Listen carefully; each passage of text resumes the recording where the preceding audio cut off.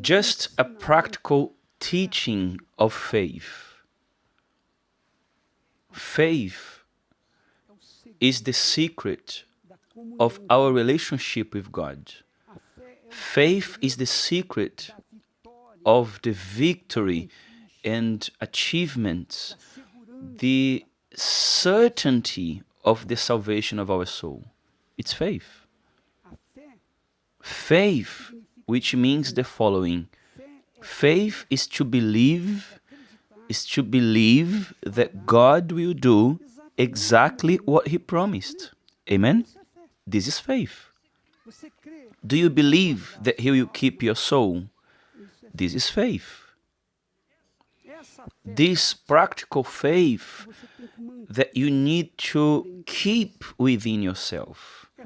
Is it easy? No, it's not. And why is it not easy? Because the unclean spirits, the evil spirits, friends, people we know, family members, and people who do not live by this faith we live in, they always bring a word of doubt, of fear, of terror, of anxiety. And they say, oh, but what if this happens? And what if what you are believing that will happen doesn't happen? And then, what will you do?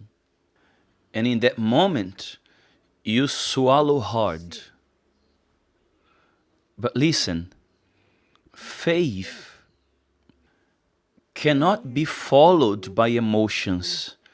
It cannot be followed by feelings or emotions of the heart. It's a certainty. It's a personal conviction that we have.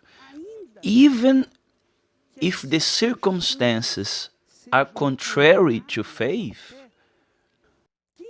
those who live by faith, or whoever wants to live by it, must believe in what God said. And this is it. There's nothing else. Amen? There's nothing else. Nothing else to think about. So, if a negative thought comes, here in your mind you say, I rebuke you. Amen, friends? So, negative thoughts, the thoughts of doubt, come to everyone, including to me. They come to me as well. And what do? What is my reaction? My reaction is to say, Satan, the more you try, the more I will worship my God. I know He doesn't fail. He said, the word that proceeds from my mouth shall not return to me void. God's honor and dignity is in His word. You who are an honest person, you who are a person of integrity, you who like to fulfill your commitments, I doubt that you would be capable of dishonoring your word, the word you pledged to someone else. Yes or no? Yes or no? An honorable person keeps their word.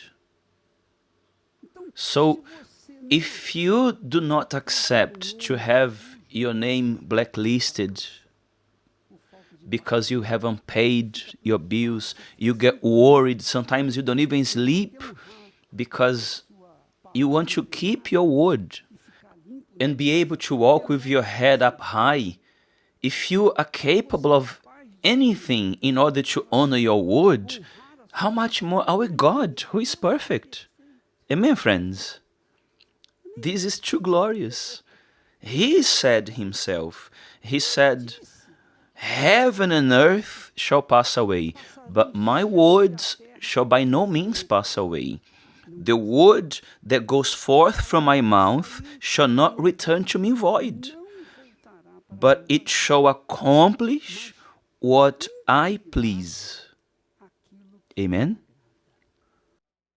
So, whenever you are bombarded with doubts or fear or a word that will try to diminish your faith, don't you forget this word.